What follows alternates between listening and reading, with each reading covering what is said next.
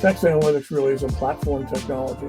It can be used to build lots of different applications. Gen AI provides a general answer, like the first draft, or it provides a recall step for, say, a search engine. Deep text and dynamic text are mutually enriching technologies. Taxonomies versus dynamic clustering, put them together, you get better results. There's a lot of different ways to do text analytics. I'm Tom Ramey, author of Deep Text.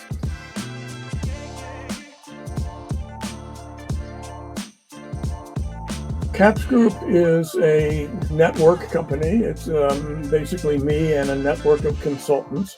I typically will get 2-3 consultants for a project and put a team together. It's also a network of partners. We partner with a number of companies, Luminoso being one, but we also partner with a number of other text analytics software companies. We provide professional services for them.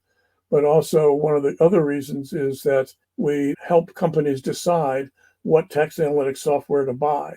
And so by being a partner with a whole bunch of different companies, we're not being prejudiced, we're not biased towards one or the other, but rather find the right fit. We also do application development. We develop the components for text analytics, taxonomies, knowledge graphs, and so forth. We also do professional services for a company. If they don't have the people that can maintain these systems, we maintain them. One of our focuses is building the foundation for a variety of applications.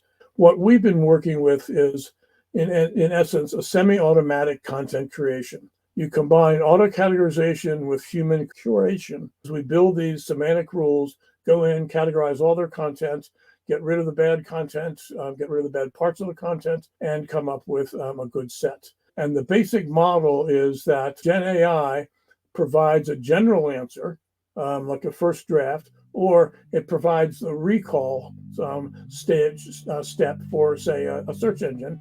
Then the text analytics analyzes that and adds precision to the output.